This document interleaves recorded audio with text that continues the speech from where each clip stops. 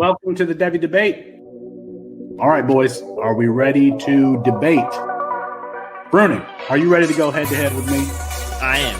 Got to get my popcorn out here. Hold on. It's a bold strategy, Cotton. Let's see if it pays off for him. I'm Felix Sharpe. I know you didn't think that we would get through this episode without mentioning the name one Zach F. Wilson. It is first and goal. Ball spotted just inside the 10. Algier in. Wilson baked it to him and keeps it. Zach Wilson, the speed, and he dives for the end zone. Touchdown. That's Austin Nace. Gibbs, who is probably going to be the best pass catcher out of the three. Now, first down, he's going to get after it again. And look at the speed and the spark and the score from Gibbs. Just what Georgia Tech needed. That's Matt Bruening. G. Scott Jr. Obviously, I waxed poetic about him on the last episode, so I won't do that again here. And this time it's Fields on the carry. Watch out! Justin Fields hails Columbus 51 yards. Austin, you tweeted something, bro. You tweeted your running back ranking. Explain yourself. Boy, that escalated quickly. I mean, that really got out of hand fast.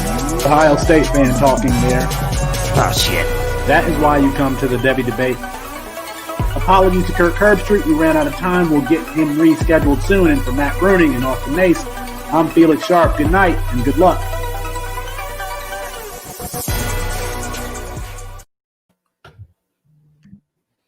Welcome to the Devy Debate. That's Matt Bruening. That's Austin Nace. And I'm Felix Sharpe. On today's show, we decide between Mac Jones and De'Aaron King. Will Zach Wilson be the third quarterback drafted? And is Georgia where quarterbacks go to die? But we start with breaking news. Johnny Brown can no longer play football. And I'm just broken up.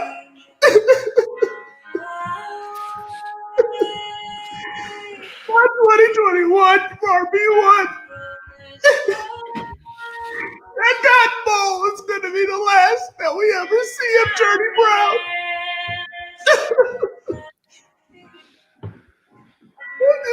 I can't take it. I can't take it.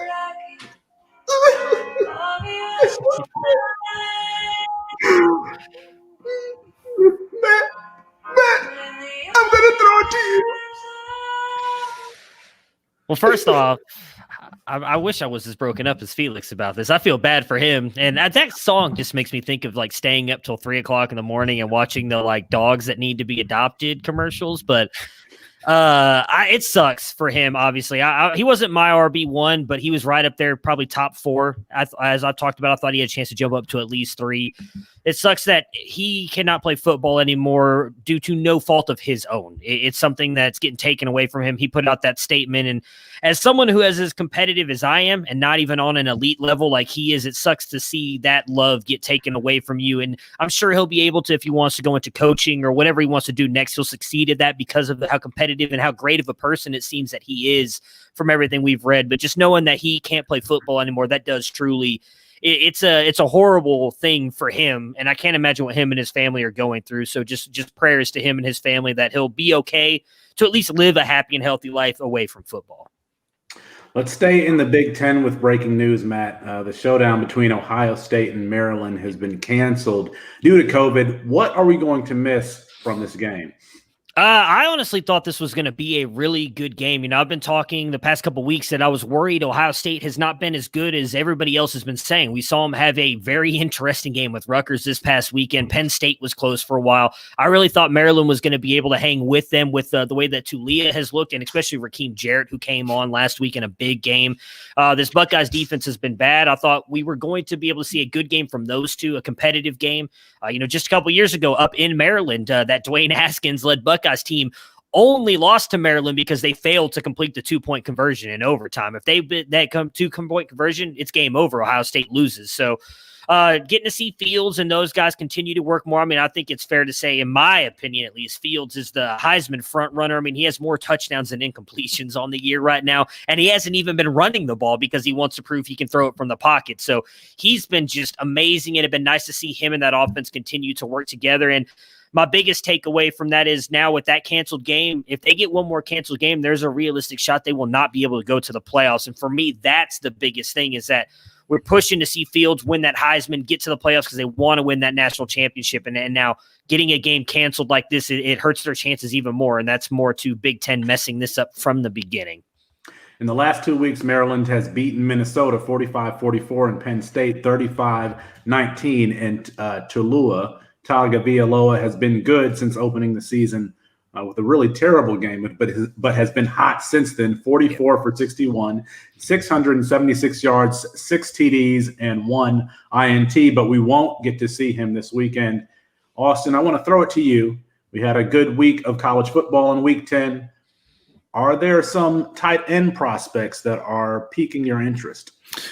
Yeah, so I feel like all offseason, all we heard was Eric Gilbert, Eric Gilbert, Eric Gilbert. And for good reason. I mean, he's the highest rated tight end prospect in the 24/7 composite history by like a decent amount. He's just, this physical specimen. He came in right away and has been really good this year. He's been one of the top tight ends in the SEC as a true freshman, which is pretty incredible. But I think we forgot a lot about, and I wrote a little article at Dynasty Nerds at the beginning of the year about Notre Dame tight end Michael Mayer, who was also a 5-star. Pretty rare to have 2 5-star guys in the same class. I think the last time it happened was like 2005 or something. So it's really, really rare. But he's a baller in his own right. And I think he's kind of been showing, he has a catch here or there where you really see the glimpses of it. And if not for Kyron Williams just having a huge game this Saturday, I think we'd be talking more about Mayer and just how good and how college ready, this kid already is. He's got 20 catches for 235 yards and 2 touchdowns in a system where they run 2 tight ends and they both block and run routes.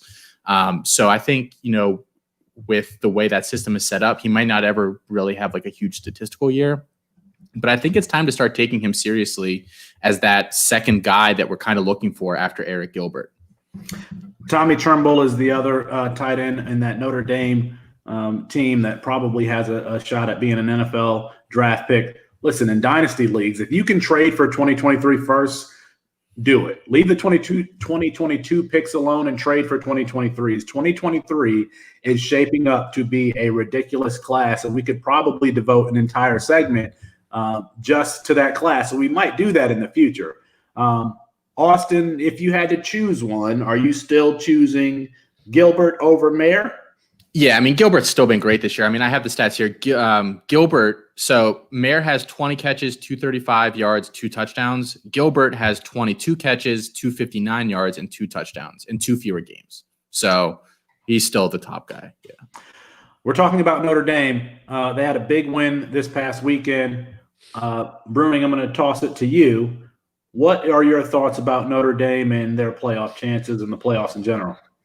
Well, I feel like for the most part with Notre Dame upsetting Clemson there, we've almost locked ourselves into our top 4 outside of some serious chaos, unfortunately. I think with Notre Dame beating Clemson, the chances of them losing are kind of slim moving forward. So it means they'll likely meet up with Clemson again in the ACC championship game. Getting Lawrence back, I can't imagine that they're going to lose that game. So if they beat them, I don't see how the playoff committee holds Notre Dame out for their one loss coming against Clemson and Clemson avenging their loss. So that likely means both of those teams make it in. I would imagine Alabama likely goes undefeated, which gets them in. Obviously, we just talked about what's going on with Ohio State, but if they go through and get in as well, I think those are the 4 teams, which for me kind of sucks because I was really kind of hoping to see a BYU or a Cincinnati get in, especially this year with the way things are going. You still have Oregon at Pac-12, which I thought looked really good as well. And I feel like now those are going to be the 4 teams outside of some serious chaos. And I feel like that kind of ruins some of the fun moving forward for me. And what's going on, Dennis? Some of the interesting games left for the top 4 teams, Alabama, Notre Dame, and Ohio State. Got November 21st. Indiana at Ohio State. Indiana is probably going to be a top 8-ish team at that time. Notre Dame at North Carolina, November 27th, and Auburn at Alabama, November 28th. Gentlemen, what I learned this past weekend is that Michigan needs to move on from Jim Harbaugh, and it's not because he's a bad head coach. I don't think that he's a bad head coach, but he should be peddling that emphasis on running the ball and defense in the NFL, not in college. Jim Harbaugh had the same offensive philosophies with Andrew Luck at Stanford that he had with Colin Kaepernick in San Francisco. In fact, in 2011, last season, in Andrew Luck's last season at Stanford, Luck had 400 yards, 400 attempts, passing attempts, excuse me. He had 400 passing attempts. Do you know who had about 400 passing attempts in 2019? Shea Patterson, okay? So when you think Shea Patterson, Andrew Luck the same way, there's a problem. It's a damn shame. And the emphasis on running the ball is preventing Jim Harbaugh from recruiting the offensive skill positions that matter. There isn't one skill position player on Michigan's roster that could start at Alabama, Clemson, at Ohio State, at North Carolina, and I'm including Nico Collins. And please don't talk to me about Zach Charbonnet, okay? Zach Charbonnet is going to make a very good personal protector on the punt team in the NFL, and that's about it. Michigan needs to make a change, and a school like Michigan needs to make a splash. It's a blue blood school. It needs to make a splash. It needs to attract the eyeballs of recruits and their alumni and donor base. But they need to get the offensive skill position players. So my number one choice would be Lincoln Riley, and that's a pipe dream scenario. But if you could pull Lincoln Riley from Oklahoma, I would do that. Number two, and I think that this could happen, is Joe Brady, the Carolina Panthers offensive coordinator who was the passing game coordinator last year at LSU, and that LSU offense put up historic numbers. Ward Manuel, if you are listening to this, you're going to need to expand the search beyond the Michigan man family if U of M football is ever going to achieve the heights that it reached in the 1990s and under Lloyd Carr, okay? Jim Harbaugh out, Joe Brady in. Gentlemen, let's play a little game of true, false. Are you ready for that? Let's do it. All right, let's do it. Let's go. First question, true or false? Clemson, we talked about the playoffs. Clemson deserves to fall out of the top four after suffering its first loss to Notre Dame this last Saturday. True or false? I'm going to say false. Not only is the statement false, but if I had a vote, I would still rank Clemson second to Alabama, followed by Ohio State, and I would have Notre Dame fourth. I don't think anyone thinks that Notre Dame can beat Clemson on a neutral field or with Trevor Lawrence. Nobody thinks that. And I don't think that Notre Dame is a better team when it took double overtime against an 18-year-old freshman quarterback to win. So, no, it's false to me. And let me say this. The people that rank college football teams are cowards. If Notre Dame had lost the Clemson game, Notre Dame would have been ranked behind Texas A&M in Florida, and A&M's only loss is to Alabama, and Florida's only loss is to A&M. So thanks, but no thanks. I'm not buying Notre Dame as the second-ranked team in the country. Austin, true or false that Clemson deserves to fall out of the top four after suffering its first loss? So I'm going to say true, and it's close. I get what you're saying about the Texas A&M, Florida, like kind of like Alabama, kind of like defeat love triangle thing they've got going on. It's kind of hard to parse those two out. But Clemson hasn't beaten anybody.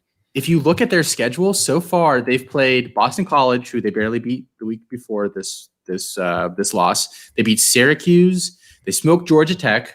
They beat Miami, Virginia, the Citadel, and Wake Forest. I mean, there's not a decent team in there. I don't even know if any of those teams are above 500. So, I mean, to say that their resume, I mean, it's a weird year because we've got teams that are like 2-0 and we got teams that are like 8-0. Like it's really weird kind of trying to rank these teams. But I think Cincinnati has a really decent claim to that fourth spot right now. They're undefeated. They, the AAC teams put up a ton of points every week, and they'll put up 50 points one week, come play Cincy and put up like 10. I'm kind of interested. I would love to see Cincy play one of these top teams in the playoff just to see, how tight that gap is or not. But yeah. Austin, I want to come back to you. We talked a little bit about Maryland to open the show. True or false that Maryland's Rakim Jarrett is the wide receiver 1 for the class of 2023? So I'm going to say no. And I think it's really easy to say yes after the game he had this week. He had over 100 yards and 2 touchdowns. He's currently my number 3 guy in this class. And the thing about Jarrett is that I kind of expected him to break out earlier than the guys I have ahead of him. I mean, the two I have ahead of him, Jackson Smith and Jigba at Ohio State. He's getting some snaps. He's getting more than I thought he probably would, but I never thought he was, going to be their second or third guy. And then I have Keyshawn Bout or Booty. I don't know how you say his name. At LSU, he scored a nice touchdown this past game they played. But again, he's behind Terrace Marshall, Racey McMath, some of those other guys. So this was kind of expected for me. If he continues to play like this, maybe we continue to have that discussion. Well, 5 receptions for 144 yards and 2 touchdowns against Penn State, but I agree with you. False. He's not the wide receiver 1 in the 2023 class. Like you said, you mentioned Jackson Smith and Jigba. I think all 3 of the freshmen at Ohio State are going to have something to say about this question before it's all said and done. Damon Demas at Texas A&M should eventually have something to say about it after he gets out of the doghouse. So, no, I'm not buying Jarrett as the wide receiver 1. But what I am buying is 2023 draft picks in dynasty leagues. That's going to become a recurring theme around here. We all believe, I think all of us are in agreement, that 2023 is going to be the next loaded class as far as fantasy. So buy 2023, sell 2022s. 1 point on Raheem Jarrett. You watch his tape, and he scored 2 long touchdowns on the same essentially pick play out of twins where he's in the slot and the outside receiver sets a pick for him, and he runs this kind of out and then slant route underneath the outside receiver, and they scored on that play twice, once in zone and once in man.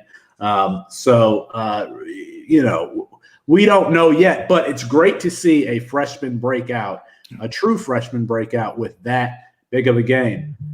Gentlemen, true or false, C2Cers should trade Jonathan Taylor for Najee Harris. And I'm going to start this one off. That's 100% true because Najee Harris has the golden ticket. He can catch the ball, and Jonathan Taylor probably isn't going to be the focal point of the passing game really in any time in his career. Najee Harris has a very high ceiling because of that pass catching, and I've comped him to Fred Jackson. I've heard someone else comp him to Matt Forte. Both of those players had very high fantasy ceilings because of their involvement in the passing game.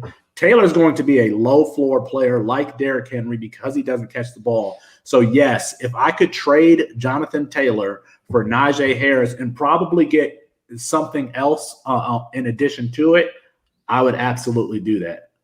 Bruening, what are your thoughts? I am 100% on the other side. I love Najee Harris too. He's my number 1 running back in this class. We just did a Devy team mock here that you were a part of, Felix, and I took him as the number 2 pick in the 1QB league. I love Najee Harris, but Jonathan Taylor is special in my opinion. I know he has not played well, and some of that I still blame Frank Reich. I do have a petition going around on the internet to fire Frank Reich. If anybody wants to sign it, I'm all for it. I need Jonathan Taylor to be better. But he's proven already that he's part of the passing game. In fact, the past couple of games, all of his fantasy production has come from the passing game because they won't let him run the ball in Indy. So I don't think that he'll have any issues with that moving forward.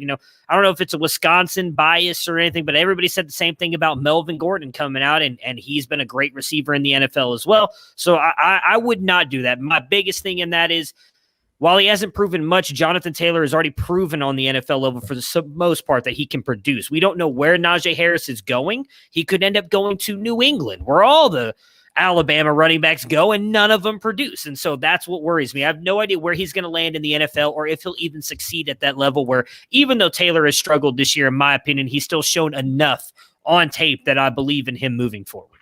Here's why I disagree with you is because Najee Harris just isn't a outlet receiver. He can actually play in the slot and run wheel routes, some of the routes that Aaron Jones runs. He can run the arrow routes, and I don't see Jonathan Taylor ever being that. And we talk about, I mentioned Fred Jackson and Matt Forte. Those were guys who could score you 20 points in a game, in a fantasy game, without having scored a touchdown because they were they had a huge share of their respective offenses. So, and I think that it's a good point that you don't know where he's going to land, but in a vacuum, who has the higher ceiling between those two players? I think it's Harris because he adds that pass catching. I think that that Taylor compares to someone like Derrick Henry, who had 38 yards rushing this past week, and if he doesn't score a touchdown, what is he doing for you? Yes, good point that we don't know where he's going to land, but I think that all things being equal, Najee Harris has the higher ceiling because he can carry the ball 20 times a game and get 7 to 8 catches at all various levels of the intermediate, deep, short, something that Jonathan Taylor can't do. So I disagree with you on there. Austin, do you have anything to add on this question? Yeah, I mean, I think if you have two guys that are graded pretty similarly, I'm hesitant to trade back a year like that just because you're basically skipping a year in that development cycle. So unless I was rebuilding, I probably wouldn't be a move that I would make personally. But all right, gentlemen, and Matt, we're going to toss this to you first. True or false? Breece Hall is an overrated compiler. Sell high.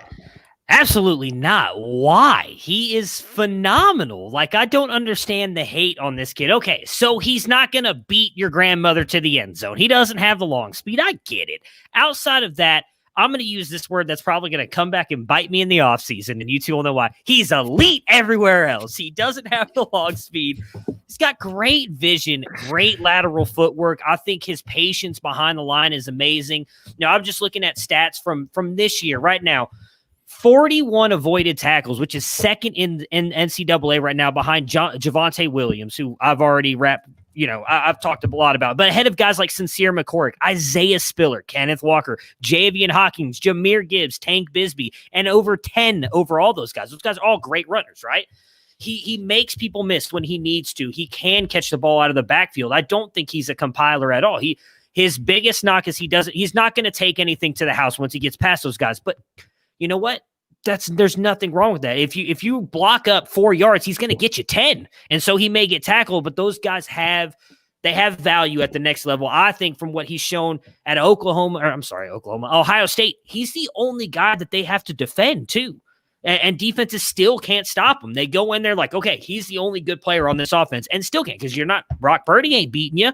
I mean, Brock Purdy's throwing the ball to everybody. So no, I'm right.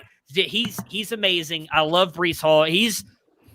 There's like 5 guys coming out. There's 3 running backs, and like 4 wide receivers I want 2022. Outside of that, I'm with you guys. I'm trading every single pick that I can. And I honestly think, especially because it seems like most rookie drafts go running back heavy, I could honestly see Breece Hall being the 1-1 in next year's draft because you're going to go running back, even though there's a bunch of talented wide receivers. Breece Hall is not a guy that I'm selling high on. He's going to be a good NFL running back. May not ever be that top 3 guy, but I would bet my podcasting career that he is going to finish top 12 at least twice in his twice. He's going to be top 12 running back almost every year that he's a starting running back in the NFL. I said it. I'm going with it. I love him. Austin, are you willing to give up your podcasting career? What is your answer to that question? So I feel like I have a lot less to lose on this one if I make that bet.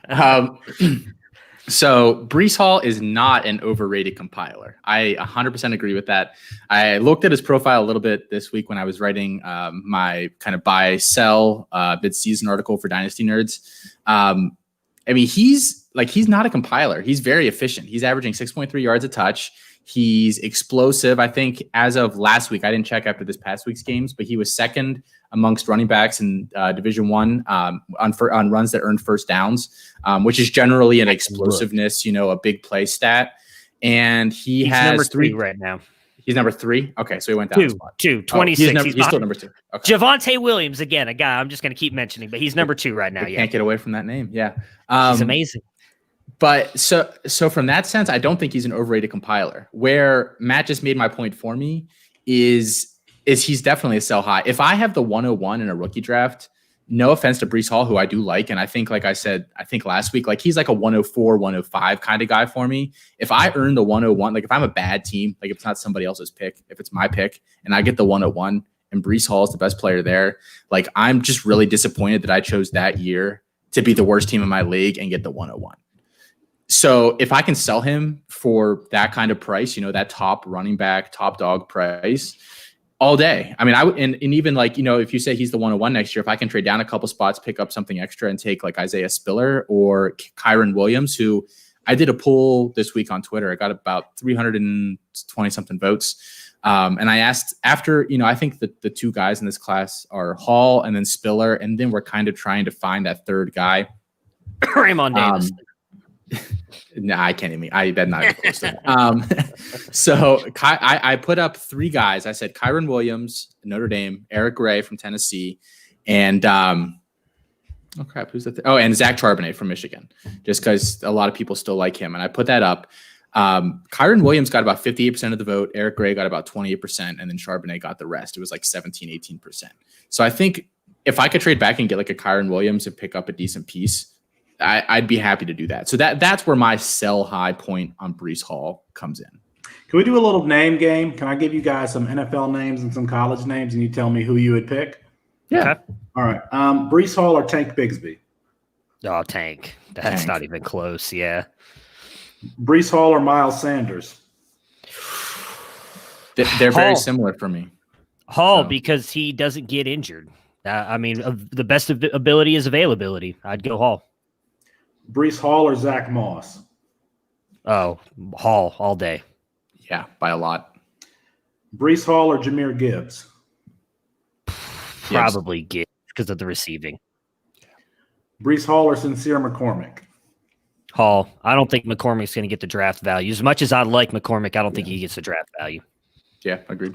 And finally, Breece Hall or Cam Akers? Hall. Ooh. I like Akers, but I don't know what to think about him in Los Angeles. I really don't. All right. I think that should be that feels like a very hot takey. All right. Let's go to the next question. True or false? Kyle Pitts should be drafted before any wide receiver in both the NFL draft and in dynasty leagues in 2021. I'll take the first stab at this. I think it's true that he gets drafted before any wide receiver in the NFL draft because coaches seem to have hard-ons for tight ends that are athletic, but it's false that he should be drafted before any wide receiver in dynasty leagues. All right, guys, do you know how many 1,000-yard seasons there have been between Vernon Davis, Eric Ebron, TJ Hawkinson, Evan Ingram, OJ Howard, David Njoku, Noah Fant, Hayden Hurst, and Tyler Eifert? How many 1,000-yard seasons between those 9 guys? 2. Zero 1,000-yard season. So I think tight end is very much landing spot dependent. The elite tight ends in the past few years have been third and fourth round or fifth round picks with Gronk and with George Kittle, second round pick in Mark Andrews, who's not really having that good of a year here. I think that position more than anything is subject to the circumstances around it. So I say true that he gets drafted before any wide receiver. I say false that he should be drafted before the wide receivers in dynasty leagues. Austin, true or false? Kyle Pitts should be drafted before any wide receiver in both the NFL draft and in dynasty leagues in 2021. So I have such a cop-out answer, and it's maybe. And here's why. So I do think I've heard a bunch of analysts say this. I think Ray GQ is kind of the guy that started this, where he said that as soon as Kyle Pitts declares for the NFL draft, he's a top 10 dynasty tight end option in the NFL. And I probably agree with that. And honestly, I think top 10 is probably conservative, assuming he doesn't go, to the worst possible imaginable situation. Where I have a hard time, even in tight end premium leagues, like I just have a really hard time committing that much, like you said, that much capital. Like I thought OJ Howard was like that guy, and he hasn't been so far. I think Pitts is on that spectrum of Eric Ebron, which does scare me as well. Like the comparables, and you look at like worst and best case scenario. Like I could see him being an Eric Ebron, and I would be extremely disappointed, especially in a class as deep as 2021, where I could take Pat Freiermuth or Brevin Jordan or somebody else, a decent amount later and possibly get that same production. There are a couple landing spots where maybe I would bump him ahead of a couple of guys. Like if he went to like Green Bay, or if he went to even like I know Houston has a ton of tight ends on the roster, but I think he would automatically become the number one guy there. Like somewhere where there's a quarterback who's going to be there for at least a few more years and has like not that many pass catching options, then maybe, I take the first 3 or 4 receivers and I take him.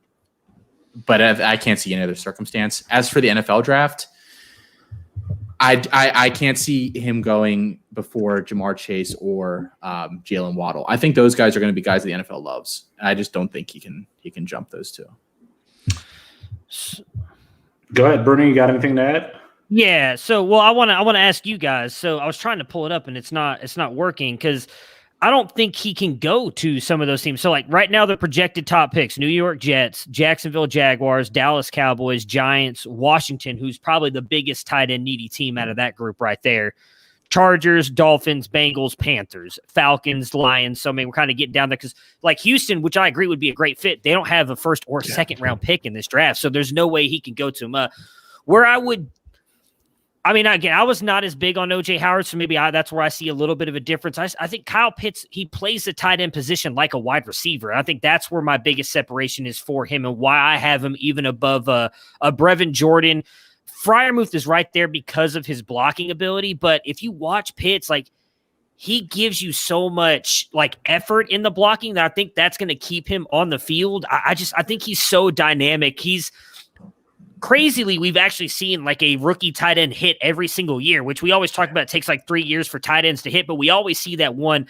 I mean, I hope my mortgage company or wife isn't listening right now. I would almost bet like my mortgage that that's going to be Kyle Pitts next year. Like I don't see any way he fails. I just don't. He's too good. I mean, even before Trask was there, he was producing. And whatever NFL team he goes to, he gives you like that big body, like I said, receiver type at the tight end position. He's a mismatch on the field. So for me, I think he is going to be a top 10 pick. Like, I mean, just looking at this list, I mean, I would love if he landed in Washington or maybe even New York if they decide to move on from Evan Ingram, because we've seen them try to get Evan Ingram involved and he just doesn't do anything with it, where I think Kyle Pitts could. I think Kyle Pitts and Ingram are similar players. Now, Evan Ingram never had the kind of the game to play above the rim the way Pitts does, but Evan Ingram was essentially a receiver at Ole Miss, and then Vernon Davis was at Maryland, and Noah Fant at Iowa. So Bruening, would you take him before some of the wide receivers in your dynasty drafts next year? Man, before in my dynasty drafts, it would depend on where I'm picking. If I'm picking in the back half, say if I'm picking 7 to 10, yes, or 7 to 12, because I feel like if I get Pitts there, I can still get a top end wide receiver when it comes back around to me. If I'm picking at like the 4 or 5, I'm probably still taking a Moore or Bateman there over Pitts because of knowing the same thing. I can get Freiermuth for Brevin Jordan probably in the second round there. And I'd rather have the pairing of like a Bateman or Moore and Freiermuth.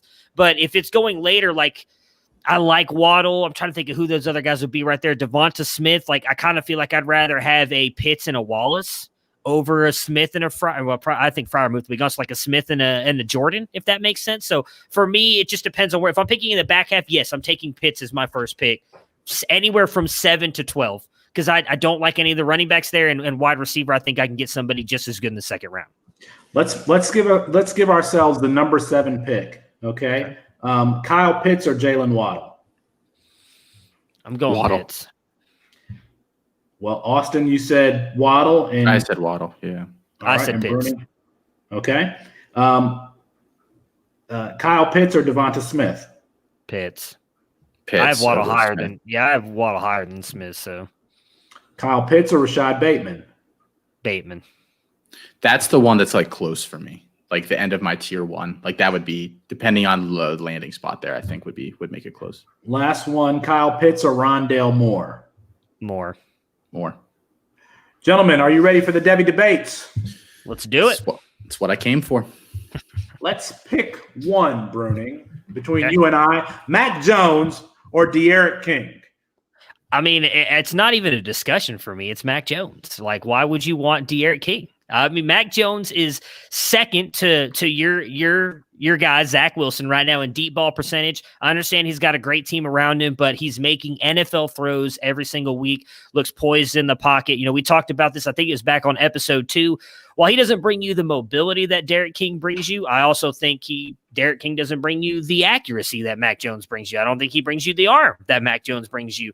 Mac Jones is a guy that I could see being in the league for, I don't want to say till 42 like Brady and Breeze because that's extremely rare, but a very long career just due to him being a pocket passer who seems to be able to read defenses and has a really good arm. So give me a guy who I think is also going to get the day one draft capital. I don't see him going into the second round. I think he gets drafted in round 1. So give me the guy who gets the day one draft capital and has, in my opinion, all the tools to be a successful NFL quarterback. I don't see Mac Jones as being a first-round draft pick. I think both of these players are day 2 draft picks, second and third round, but only one of them can develop into a franchise quarterback, and that's D'Eriq King, okay? This is a loaded quarterback class, but Mac Jones is a clean pocket, vertical thrower a la Mason Rudolph, and I got that comp from the Saturday to Sunday podcast, and I'm like, okay, that makes sense. He's throwing to some of the best skill position players in college football. D'Eriq King isn't. He's mobile. He has just as good an arm as Mac Jones, and I think the door is open to someone like D'Eriq King being able to take the helm of an NFL franchise. We saw Jalen Hurts get drafted in the second round last year. I think D'Eriq King is a better quarterback than Jalen Hurts, including his time at Oklahoma. But definitely when you compare D'Eriq King's time at Houston and in Miami and compare them side by side. So I'm saying D'Eriq King, if I had to choose between the two. Now, I think I agree with you in that, yeah, because he has the Alabama helmet, that Mac Jones is going to be drafted before D'Eriq King. But if I can get a round discount on D'Eriq King, yeah, I'm going to take that value, and I'm going to take him over Mac Jones. All right, gentlemen, let's go. Let's talk about we have to talk about this player every single show. It is the Zach Wilson hour, and Zach Wilson will be the third quarterback drafted in 2021 after Trevor Lawrence and Justin Fields. Austin, what do you have to say about that? I don't think I can ever bump him up to QB3. I have him QB4 right now. It's close between him and Lance. For me, I think people are going to look at Trey Lance and see Josh Allen all over again. Now, I think what Josh Allen has done is extremely rare in terms of he really wasn't accurate. He was pretty much exclusively making plays with his legs and then praying with his arm. And to his credit, he's developed. He made me look like an idiot. But I think Lance has that, that's his ceiling. And I think that he's closer to that ceiling than the spectrum that Zach Wilson is on. So when I look at some of these guys, I try to think of their best case scenario, their worst case scenario, and then their middle, and try to kind of figure out, what kind of skill set did this guy have? When I look at Zach Wilson, I think my three, highest, middle, low comps, he's on that Aaron Rodgers, Baker Mayfield, Johnny Manziel train. He's going to be somewhere on that where works really well off script. He has a good arm, but all of those guys except for Aaron Rodgers, the other two don't have that elite arm, and I don't think Zach Wilson does either. But he's just kind of that playmaker. He's going to work outside the offense, make things happen. And I just don't, but I think Trey Lance can do that too. So for me, what he does isn't quite as valuable and doesn't quite have the projectable ceiling that Trey Lance does. So for me, I just can't quite push him over the top. Zach Wilson is getting reps. Trey Lance isn't, and reps are important at that quarterback position. Zach Wilson, we know that he's playing out of his mind. He has the mobility. He has the vertical efficiency. He is playing his way right into a top 12, 15-ish type position. I think that he is going to be the third quarterback drafted after Fields and Lance because he's going to continue to play this way. He's going to continue to make plays off script, off his platform, off his back foot, and be accurate in all sorts of ways. And we're not going to see that from Trey Lance. Yep, Trey Lance has the frame. Yep, Trey Lance has the cannon for an arm. But we're not seeing him develop as a quarterback right now because he can't. He's not. Zach Wilson is. And so if I had to put my eggs into one of those baskets between Lance and Trask and Zach Wilson, because of the added mobility, the ability to make plays off script, I'm going to go with Zach Wilson as the QB3.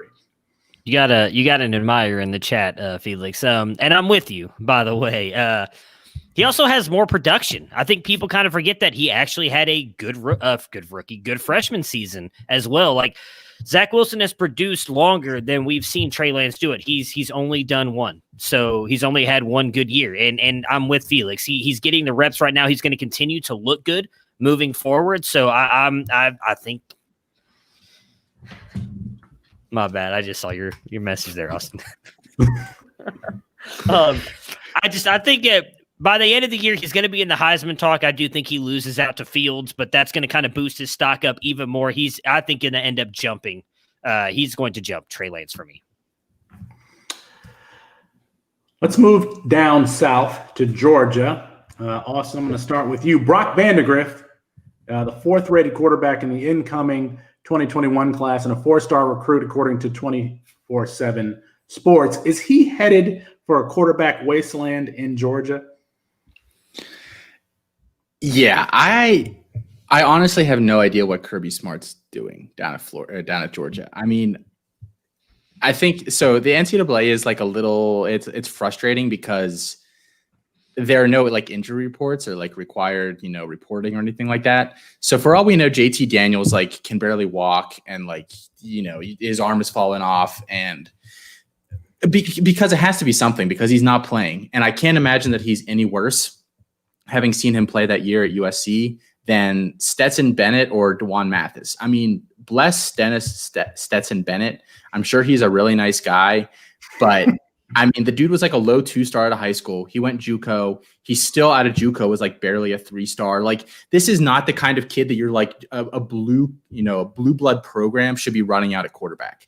And if he's that much better in practice than Mathis and Daniels, then I mean, I don't believe it. And if Kirby Smart thinks he is, then I just completely question his decision making. I mean, we already saw him chase off Justin Fields in favor of Jake Fromm, who I had been like a little easier on him about that, just because Fromm played well that first year. I mean, Fields probably had the higher ceiling, but he was going to go with what's working. I mean, he's a football coach. His job is to win games.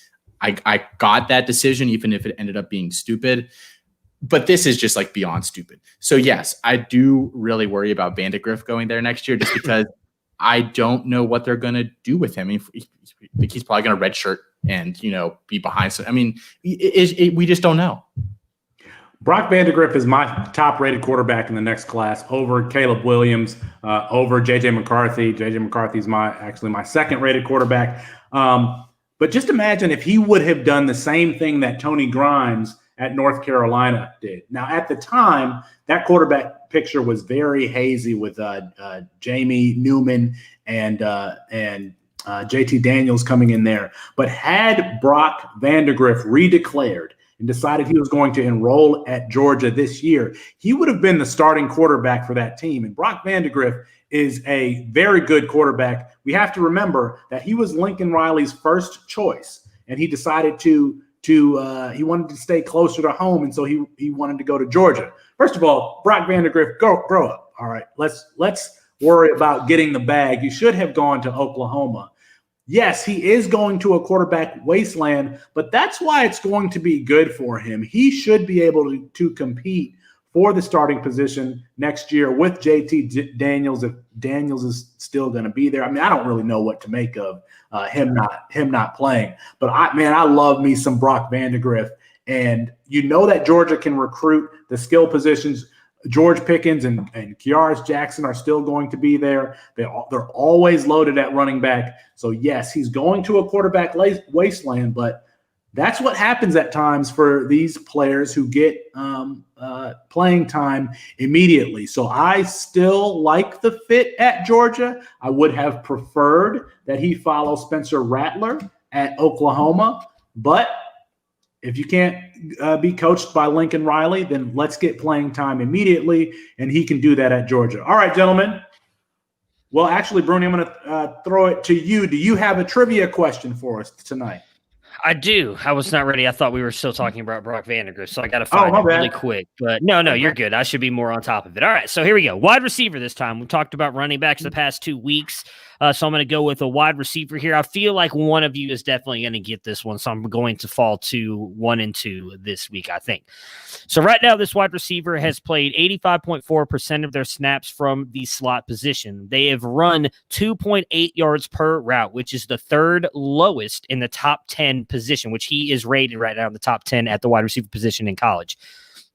480 yards receiving, which is 14th in NCAA. 243 yards after the catch, though, which is 11th right now. He has 7 avoided tackles, which is 14th as well. So what I'm saying is this guy is catching the ball very close to the line of scrimmage and doing all of his work after that. I will give you guys one hint if you'd like, because wide receiver is obviously a very deep position. I don't have anything off the top of my head. Austin, you got anything? Yeah, I'll take the hint because I'm trying to think. And okay, what's a good hint that will help you guys? He's in the ACC. He's a freshman. I'll say that as well, which that may have just given it away. I'm so brain dead. I can't think. I feel terrible because I can't think of anything. He's a guy nobody was talking about at the beginning of the year and has exploded onto the scene. In the ACC, someone who's exploded onto the scene. I'm pretty sure he's in the ACC. Now you got me questioning myself. Who is this that they played right here? Miami. They played Miami. Pretty sure they're in the ACC. Maybe they're not, and they just played Miami. Let's play a game called Looking Up ACC's team. So Georgia Tech, Duke, Florida, Clemson, Tech. He's a freshman, you said? Yeah, I'm gonna feel so bad. They're not going to be in the ACC now that I say that. I'll look now. They played Miami. I don't know. I really thought that they were. Give it to us. It's Jordan Addison out of Pitt. Oh, okay. Oh, he is ACC. Wait, he's doing all of his. Yep. He's caught at least 2 deep touchdowns this year. That's really interesting to me that his yardage is that skewed. Yep, it's almost all coming out. He's running almost exclusively out of the slot, and most of his work is coming after the catch. Interesting. I honestly thought you would get it there, Austin. Yeah, it's pretty shameful as a Pitt fan. I didn't realize he was working that close to the line. Interesting. Yeah, only 2.8 yards a route run. You're breaking up really bad there, Felix. Am I? Can you hear me? There you go. Yeah, you're good now. All right, let's close the show with bold predictions. Bruening, let's go back to you. What's your bold prediction for this week?